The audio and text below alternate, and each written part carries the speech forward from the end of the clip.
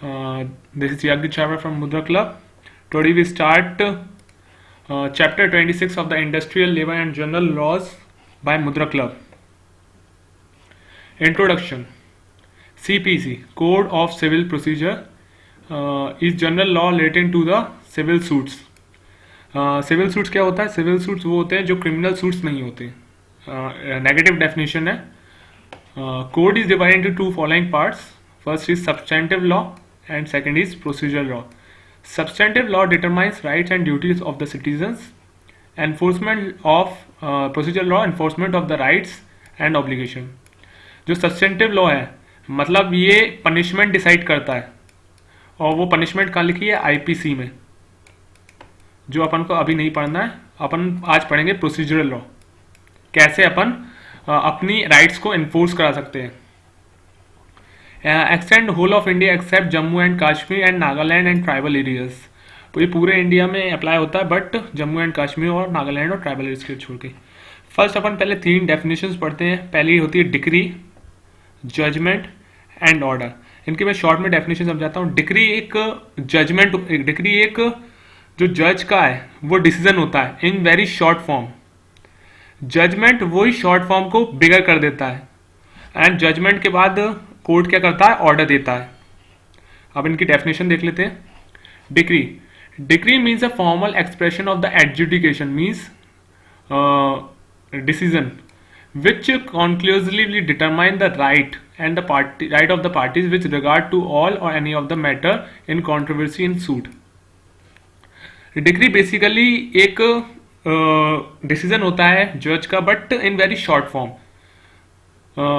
Which conclusively determine the right, जो determine करता है राइट को. डिक्री के बाद होता है judgement. Is a statement given by the जज on the grounds of the decree. जो डिक्री उसने पास की होती है उसके बेसिस पे जजमेंट आता है, और decree pass in favour of the is called decree holder. जो डिक्री पास होती है किसी के फेवर में, वो डिक्री होल्डर होता है. उसके बाद जजमेंट के बाद ऑर्डर आता है. It means an formal expression of any decision of a civil court which is not a decree. जो डिक्री और जजमेंट के बेसिस पे डिसाइड होता है उसको ऑर्डर बोलते हैं. जो ये मतलब इम्प्लीमेंट होता है कि लाइक मैं आपको ऑर्डर देता हूं कि आप ये करो वो करो, तो this is order. No second appeal is allowed in case of order. जो ऑर्डर होता है उसके लिए फर्स्ट अपील तो हो सकती है, लेकिन सेकंड अपील नहीं हो सकती है. वन और more order can be pass in one suit. एक सूट में दो ऑर्डर भी पास हो सकते हैं, 3 ऑर्डर भी पास हो सकते हैं. वो बेसिस ऑफ जजमेंट और डिग्री के बेसिस पे होगा. अब इस चैप्टर में 2 डॉक्ट्राइन है. First is doctrine of res sub judice section 8, section 10, and doctrine of res judicata section 11. First अपन पढ़ते हैं रेस सब जुडाइस, जो सेक्शन 10 में दी है. It means a stay of suit where things are under consideration of the court.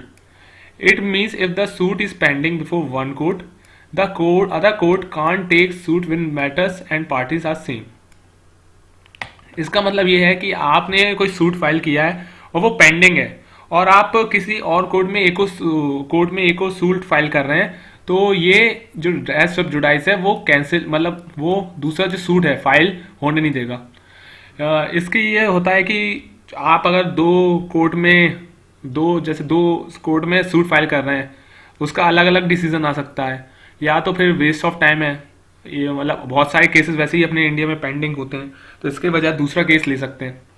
और second है race सब जुडिक्टा, जो सेक्शन 11 में दी है. वंस इश्यू और litigation is decided by the contempt court, मतलब जो उसके पास कोर्ट की पास जुरिडिक्शन थी उसने ही कोई मतलब डिसीजन दे दिया है. No party is permitted to reopen it a subsequent litigation. जो एक बार जजमेंट डिसाइड कर दिया गया है उसके बाद आप उसे रीओपन नहीं कर सकते. रीओपन मतलब उसे दोबारा उसी कोर्ट में आप नहीं कर सकते. उसके खिलाफ अपील जरूर कर सकते हैं. Appeal is still there, but आप उसको फिर से ओपन नहीं कर सकते. ऑब्जेक्ट क्या है? Time of court should not be wasted. बार बार आप उसी डिसीजन को आप रिव्यू करते रहेंगे तो आप कोर्ट को दूसरे केसेस को कम मिलेगा. अब place of filing suit. Suits तो अपन कहीं भी फाइल कर सकते हैं, नहीं, सूट की भी एक जगह है. फर्स्ट अगर वो इमूवेबल प्रॉपर्टी है, सेकंड वो मूवेबल प्रॉपर्टी है। फर्स्ट मूवेबल प्रॉपर्टी है तो property situated in India, India में प्रॉपर्टी सिचुएटेड होगी, shall be filed within those jurisdiction whose property situated. मतलब आपकी जो प्रॉपर्टी है, ये प्रॉपर्टी है वो दिल्ली में है सिचुएटेड, और दिल्ली के ईस्ट में है, ईस्ट, तो दिल्ली का जो ईस्ट का जिसके पास जुरिस्डिक्शन होगा उस कोर्ट में आप सूट फाइल करेंगे। अगर आपके पास मूवेबल प्रॉपर्टी का कोई केस है तो कॉज ऑफ एक्शन अराइज, मतलब जैसे मेरा जो केस हुआ था वो एमपी में हुआ था, एमपी में, तो और उस एमपी में हुआ था, तो आप एमपी में कर सकते हैं, या फिर जहां डिफेंडेंट रिसाइड और कैरी बिजनेस करता है, जहां वो रहता है और डिफेंडेंट जिसके खिलाफ आप करने वाले हो वो रहता है। दे आर एक 3 टर्म्स हैं जो एक दूसरे से रिलेटेड है और उसकी डेफिनेशन है। फर्स्ट इज सेट ऑफ है। Set off means reciprocal discharge of debt और kind of counter claim. Defendant put his claim own against the plaintiff. एक ऐसा केस है जिसमें प्लेंटिफ बोल रहा है कि मुझे इससे 100 रुपये लेने हैं, 100 रुपये लेने हैं। तो डिफेंडेंट कहेगा कि मैंने आपको पहले 50 रुपये दिए थे, तो ये हो गया सेट ऑफ, तो अब 50 रुपये डिफेंडेंट को देने हैं प्लेंटिफ को, तो this is called set off. It is a reciprocal discharge of debt, मतलब जो डेट है उसमें रेसिप्रोकल हो रहा है। It is a counter claim. आप पढ़ते हैं counter claim. Counter claim is basically cross action. It claims made by the defendant in a suit against the plaintiff and it is an addition to the right of the legal set off. इसमें जो counter claim होता है, like plaintiff ने बोला कि आपने मेरी motor vehicle को एक्सीडेंट करवाया था, और डिफेंडेंट कह रहा है कि आपने मेरी स्कूटी का एक्सीडेंट करवाया था, तो ये काउंटर क्लेम हो रहा है। ये सेट ऑफ से भी, सेट ऑफ से एक स्टेप ऊपर है counter claim. Equitable set off, when the price is not ascertain similar to the set off. ये सेट ऑफ की तरह ही है लेकिन इक्विटेबल, मतलब उसकी अमाउंट असर्टेन नहीं है। But it is not a right but description of the court. ये राइट की तरह से अपन इस्तेमाल नहीं कर सकते, बट कोर्ट डिसाइड करेगा कि ये आपको सेट ऑफ होगा कि नहीं होगा। उसके बाद अपन पढ़ेंगे अपील। अपील 4 तरफ की है। First is appeal from original decree. Decree मतलब formal education of the court, मतलब जो डिसीजन है। Second appeal and appeal against order, appeal to SC means supreme court. Appeal from original decree मतलब पहली appeal. Appeal against original decree of subordinate court may be preferred in superior court on the point as well as fact. मतलब कोई एक decree है जो subordinate means कोई court जो छोटा अपना मान लेते हैं सिविल कोर्ट है, उसने कोई डिक्री पास की है तो आप उसको हाई कोर्ट में अपील कर सकते हैं। Second appeal lie to the high court. जो सेकंड अपील होगी वो हमेशा हाई कोर्ट में होगी। If it is allowed if the substantial question of law, ये जब ये अप्लाई होगा तब कोई जैसे कोई फैक्ट है जिसके बेसिस पे वो डिसाइड नहीं हो रहा है तो वो हाई कोर्ट डिस्क्रिप्शन पावर है कि वो आपकी अपील लेगी या न लेगी। General order are not appealable but in a case certain case. जो अपन ने पहले अभी थर्ड अपील किया appeal against order. Generally orders are not appealable, मतलब जो ऑर्डर्स होते हैं वो अपीलेबल नहीं होते, but in following cases orders appealable होते हैं। Order dealing with the compensatory cost in respect of the false of vexatious claim. Vexatious मतलब झूठा मूठा, तो जो कंपनसेटरी कॉस्ट है और वो जो फॉल्स ऑफ वैक्सेशियस मतलब उसका जो क्लेम है वो गलत है तो उसके अगेंस्ट अपन ऑर्डर को अपील कर सकते हैं। Any order under section 91 deals with the public nuisance and other wrongful act. अगर कोई पब्लिक न्यूइजेंस और उसके अलावा कोई ऑर्डर दिया गया है तो उससे अपील कर सकते हैं।